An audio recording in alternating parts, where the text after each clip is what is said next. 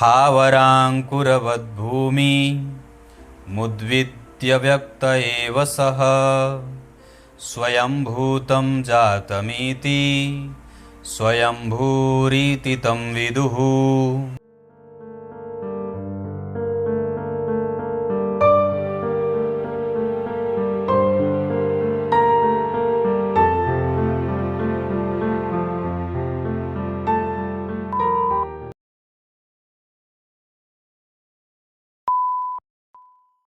प्रिय दर्शकों नमस्कार, एक बार फिर से उपस्थित हूँ आप सबके सामने। आज शनिवार के कार्यक्रम में आपसे एक महत्वपूर्ण विषय पर चर्चा करने आया हूँ, जिस विषय का नाम है विवाह कब होगा। ये बड़ा ही कुंडलियाँ देखता हूँ तो कई बार ऐसा होता है कि एक ही तरीके के प्रश्न फ़ोन पे जब कंसल्टेंसी होती है तो एक ही तरीके के प्रश्न आने लगते हैं, विवाह कब होगा। और इसी प्रश्न के उत्तर के साथ आज आपके सामने उपस्थित हूँ, जिसमें आपको लग्न चक्र और नवांश चक्र देखने की आवश्यकता होगी। ये नहीं देखना है कि विवाह कैसा होगा, ये देखेंगे कि विवाह कब होगा, है ना। शुरू करते हैं आज का कार्यक्रम। कहीं नहीं जाना है, जय श्री कृष्ण आवश्यक रूप से लिखिए और कार्यक्रम सभी लोगों के पास शेयर भी करिए, क्योंकि ये उटपटांग चीज़ें नहीं हैं। इस वजह से आप इसे लगभग सभी को भेज सकते हैं। अगर वो थोड़ा सा भी मुहूर्त साधन करता हो, मुहूर्त में दिलचस्पी रखता हो। वैसे हमारा धर्म कोई दिलचस्पी का विषय नहीं है, धर्मशास्त्र दिलचस्पी के विषय नहीं है। वो आपके कर्तव्य हैं, वो आपको पूरा करना चाहिए। उसको पढ़ना आपका धर्म है, उसकी सेवा करना, उसकी शुश्रूषा करना आपका परम पुनीत कर्तव्य है। तो इसी तरीके से ज्योतिष शास्त्र जो है वो वेदों के अंग में 6 वेदांग जो हैं उसमें से ज्योतिष हमारे पंचांग का साधन करता है ना। और हमारे लिए हमारे जटिल मार्गों का हमारे अध्ययन के द्वारा जो हम अध्ययन करते हैं हमारे मार्ग का शोधन करता है या उसको आसान बनाता है। विवाह कब होगा ये हम कब देखेंगे और कैसे देखेंगे, अपनी कुंडली को समझेंगे। तो आपके पास आपकी लग्न कुंडली होनी चाहिए और नवांश चक्र होना चाहिए। और सबसे पहले आपको अपनी राशि देखनी चाहिए कि आपकी कुंडली में चंद्रमा कहाँ बैठे हैं। तो मान लीजिए चंद्रमा अगर किसी भी राशि में बैठे हैं, मान लीजिए एक भाव ये हो गया जहाँ मैंने चंद्रमा को बिठा दिया, यहाँ चंद्रमा बैठ गए, ठीक है। अब देवगुरु बृहस्पति अभी जिस वर्तमान राशि में हैं, जैसे वृष राशि में अभी देवगुरु बृहस्पति गोचर कर रहे हैं और आपके चंद्रमा जिस राशि में बैठे हैं वहां से देवगुरु बृहस्पति को देखना है कि वो कौन से भाव में फॉल कर रहे हैं। अगर मान लीजिए हमारी राशि यहाँ कुछ भी बनी है, वहां से गिनने पर देवगुरु बृहस्पति वृष राशि में जो अभी वर्तमान में है वो कौन से भाव में जा रहे हैं। तो 1 2 3 4 5। अगर मान लीजिए देवगुरु बृहस्पति आपकी मूल जन्म कुंडली में जहां चंद्रमा बैठे हैं वहां से 5वें घर में जाते हो या 7वें घर में जाते हो या 9वें घर में जाते हो और साथ ही साथ 11वें भाव में जाते हो, है ना। वो 11वें भाव में गोचर करते हो। मतलब आपकी राशि देखनी है लग्न कुंडली में और गोचर में देखना है कि देवगुरु बृहस्पति अभी वृष राशि में है। तो आपको देखना भी नहीं है, मैं अभी बता रहा हूं कि ये अभी वृष राशि में गोचर कर रहे हैं।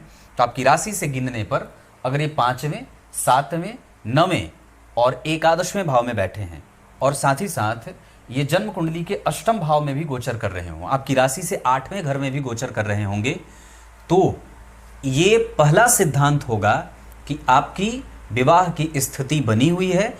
आप कोशिश करेंगे तो सफलता मिल जाएगी। ये पहला सिद्धांत है।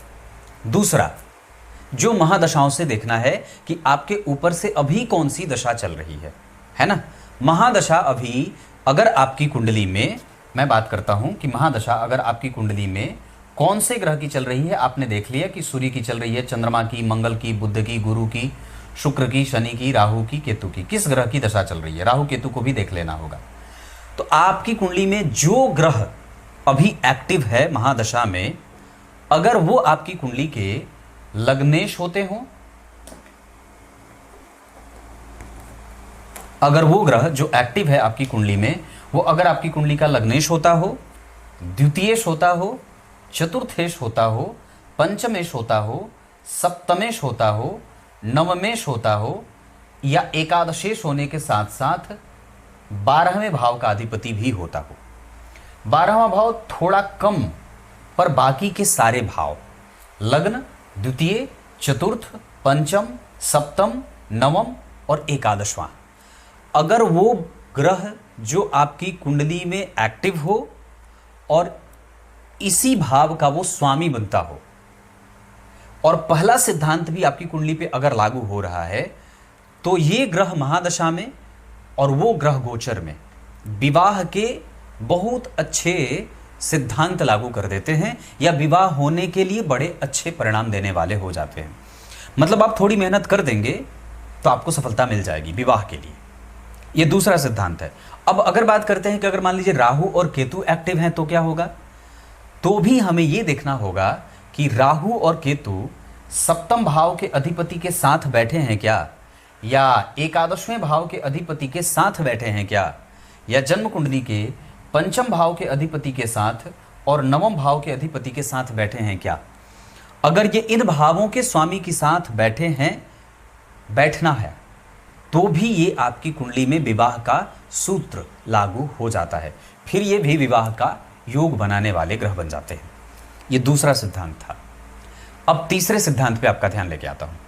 तीसरा सिद्धांत जो विवाह कब होगा उसका उत्तर कैसे देगा, कि आपके नवांशा चक्र के सप्तम भाव के स्वामी, ध्यान से समझिएगा, आपकी कुंडली के नवांश चक्र के सप्तम भाव के स्वामी अगर जन्म कुंडली में एक्टिव हैं, मान लीजिए महादशा किसी ग्रह की चल रही है और अंतरदशा बुध की चल रही है या सूर्य की चल रही है या किसी भी ग्रह की चल रही है, और वो ग्रह आपके नवांशा चक्र के सप्तम भाव के स्वामी होते हैं, तो वो छोटा ही अंतराल आपके विवाह के लिए उपयुक्त समय का दर्शन करा देता है।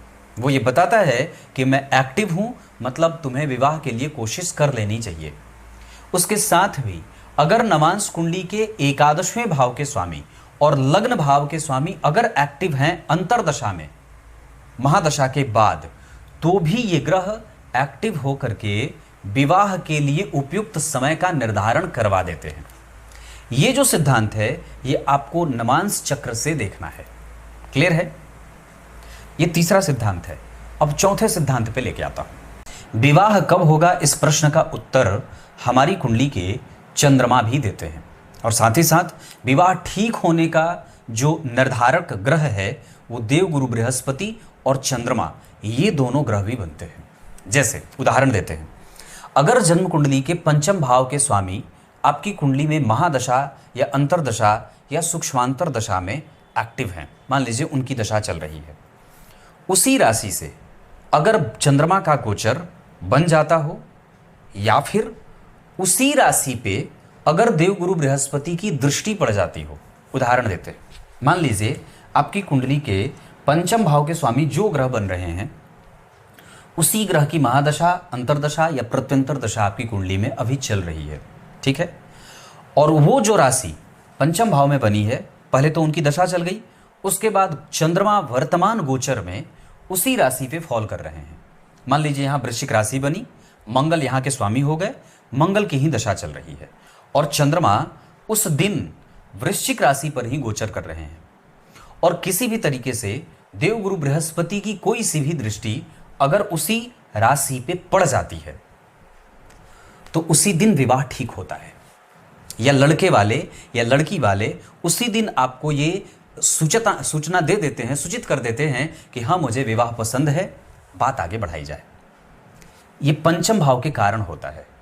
ठीक यही सिद्धांत जब जन्म कुंडली में सप्तम भाव के स्वामी एक्टिव हों, महादशा में, अंतरदशा में या प्रत्यंतर में, तीनों ही दशाओं में सप्तम भाव के स्वामी एक्टिव हो गए, और अगर आप जातिका हैं, मतलब लड़की हैं, और इसी कुंडली में इसी राशि से अगर चंद्रमा का या शुक्र का गोचर होता हो, है ना, उसी राशि से सप्तम भाव के स्वामी मान लीजिए देवगुरु बृहस्पति हो गए, वो महादशा में एक्टिव हैं, अंतरदशा में एक्टिव हैं या प्रत्यंतर दशा में एक्टिव हो गए, और उसी राशि पे वर्तमान में चंद्रमा घूम करके चले गए, और ठीक उसी पे देवगुरु बृहस्पति या शुक्र की दृष्टि पड़ रही हो, शुक्र और गुरु का संबंध होना चाहिए उस भाव से, तो उसी दिन विवाह ठीक होता है।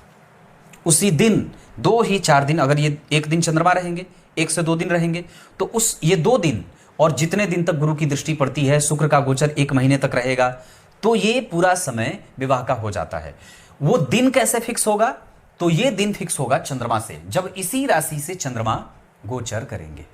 आप समझ रहे होंगे मैं क्या कह रहा हूं, तो एक बार फिर से समझा देता हूं। सप्तम भाव में बुध की राशि बनी है। बुध ही महादशा में एक्टिव हैं, या अंतरदशा में एक्टिव हैं, या प्रत्यंतर दशा में एक्टिव हो गए, और उसी बुध की राशि पे चंद्रमा का गोचर हो गया। तो 2 दिन अगर ये बुध की राशि में रहते हैं और देवगुरु बृहस्पति की उस भाव पे या उस राशि पे दृष्टि पड़ रही है, तो इन्हीं 2 दिनों में आपके विवाह के सुखद समाचार की प्राप्ति होगी। ये चौथा सिद्धांत है, बहुत ही महत्वपूर्ण है ये, और ये सबसे ज्यादा एक्यूरेट है।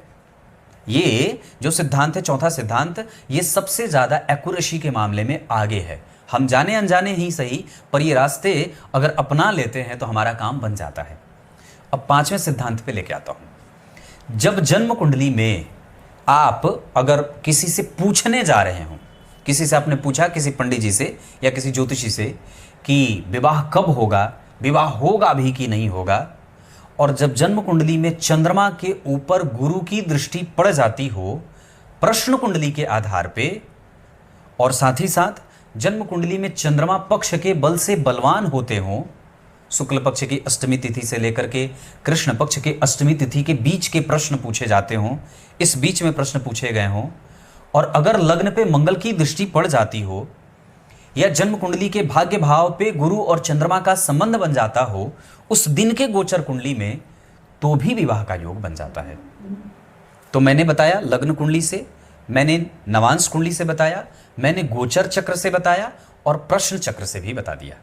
ये 5 सिद्धांत अगर आपकी कुंडली में लागू हो रहे हैं, तो ये 5 ही में से कोई एक लागू हो जाए तो आप समझ लीजिए कि आपका विवाह तात्क्षणिक होने वाला है ना।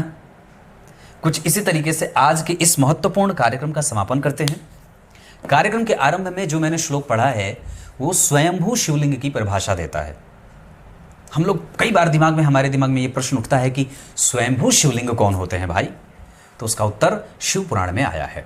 भगवान कहते हैं कि महर्षियों की तपस्या को चरितार्थ करने के लिए, उनके निकट ही सदैव वास करने के लिए, पृथ्वी की छाती चीर करके, बीज जिस तरीके से पृथ्वी को चीर देता है और अंकुरित होता है, वैसे ही भगवान शिव धरती की छाती चीर करके बीज के स्वरूप में, है ना, पत्थरों में, पहाड़ों में ऐसे उपस्थित हो जाते हैं। और चूंकि वो प्राण प्रतिष्ठित ब्रह्म होते हैं, इस वजह से उन्हें स्वयं के द्वारा वो प्रकट होते हैं। क्यों प्रकट होते हैं? क्योंकि महर्षियों की तपस्या को पूरी करने के लिए, पूरा करना है, उनको आशीर्वाद देना है, उनके लिए अपने आप को, अपने भक्त के द्वारा अपने आप को पूजित कराने के लिए कि तुम मुझे मेरी पूजा करो, मैं स्वयं से प्रकट हो रहा हूं। इसमें प्राण प्रतिष्ठा की कोई अलग से आवश्यकता नहीं है। मैं पूर्णतया पूरी शक्ति के साथ उपस्थित हूं लिंग के रूप में। उसे ही स्वयंभू शिवलिंग कहते हैं। ज्ञानी जन इसे स्वयंभू शिवलिंग कहते हैं। इनकी पूजा अखंड सौभाग्यों की प्राप्ति कराने वाली होती है ना। कुछ इसी तरीके से आज के इस कार्यक्रम का समापन करते हैं। तब तक के लिए बहुत बहुत नमस्कार।